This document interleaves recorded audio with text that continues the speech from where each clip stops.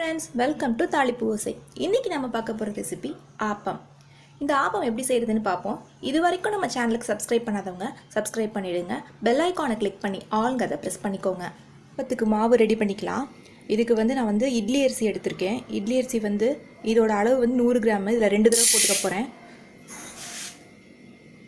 இப்போ 200 கிராம் இட்லி அரிசி ஆட் பண்ணியிருக்கோம். இதே அளவுக்கு ஈக்குவல் குவான்டிட்டி நம்ம பச்சரிசி ஆட் பண்ணணும். பச்சரிசி சேர்த்துக்கலாம். மாவு பச்சரிசியாக சேர்த்துக்கோங்க, அப்போ தான் நல்ல மாவு காணும் உங்களுக்கு. நீங்கள் எதால் அளக்குறீங்களோ கப்பு யூஸ் பண்ணிக்கலாம், இல்லை ஆழாக்கு மெஷரிங் கப்பு எந்த மாதிரி இது யூஸ் பண்ணாலும் அதில் இட்லி அரிசி எதால் எடுக்கிறீங்களோ அத்தனை பங்கு பச்சரிசி யூஸ் பண்ணிக்கோங்க. அதாவது ஈக்குவல் குவான்டிட்டி ரெண்டுமே.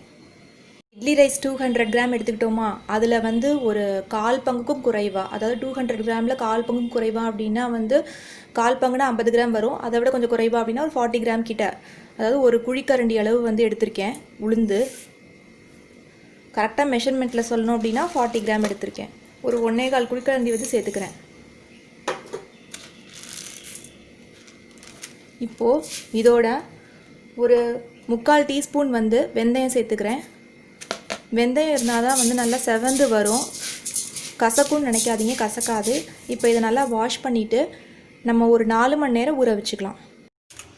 அரிசி நல்லா 4 மணி நேரத்துக்கிட்ட ஊறிடுச்சு. இப்போ இதை நம்ம அரைச்சிக்கலாம். நல்லா நைஸாக அரைக்க போகிறோம் நம்ம கிரைண்டரில் போட்டு.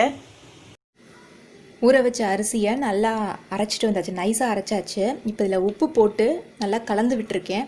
உப்பு போட்டு கண்டிப்பாக கையால் கலந்து விடுங்க, கரண்டியால் கலந்து விடாதீங்க. அப்போ தான் சீக்கிரம் நல்லா மாவு புளிச்சு வரும். இப்போ இதை 8லேருந்து 10 மணி நேரம் ஃபெர்மெண்ட் ஆக விட்டுருவோம். அதுக்கப்புறம் நான் மாவை காட்டுறேன் உங்களுக்கு. மாவை பாருங்கள், நல்லா மேலே எழும்பி வந்திருக்கு. இந்த பாத்திரத்தில் ஒரு 1/4 பங்கு மாவு மட்டும்தான் இருந்தது. இப்போ நல்லா பொங்கியிருக்கு. ஓவர் நைட் நான் இதை ஃபெர்மெண்ட் ஆக விட்டதுக்கப்புறம் இப்போ மாவை நல்லா கரண்டி வச்சு கலக்கிக்கலாம்.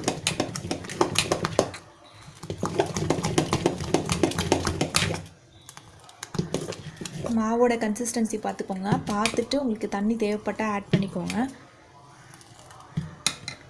இப்போ இந்த மாவில் பார்த்தீங்கன்னா நல்லா குட்டி குட்டி பபுள்ஸாக இருக்குது பாருங்கள். இந்த மாதிரி வந்திருக்கணும். அப்போ தான் மாவு நல்லா புளிச்சிருக்குன்னு அர்த்தம். அப்போ தான் ஆப்பம் நம்மளுக்கு நல்லா வரும். இப்போ நம்ம ஆப்பம் ஊற்றிக்கலாம்.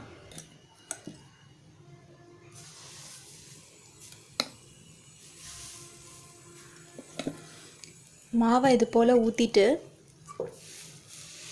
நல்லா அப்படி ஒரு ரொட்டேஷன் கொடுத்துருங்க. மாவு நல்லா அப்படி ஃப்ளோவாக வரணும். சென்டரில் ரொம்ப உங்களுக்கு பஃபியாக வேண்டான்னு நினச்சிங்கன்னா குறைவான கரண்டி மாவு ஊற்றிக்கோங்க.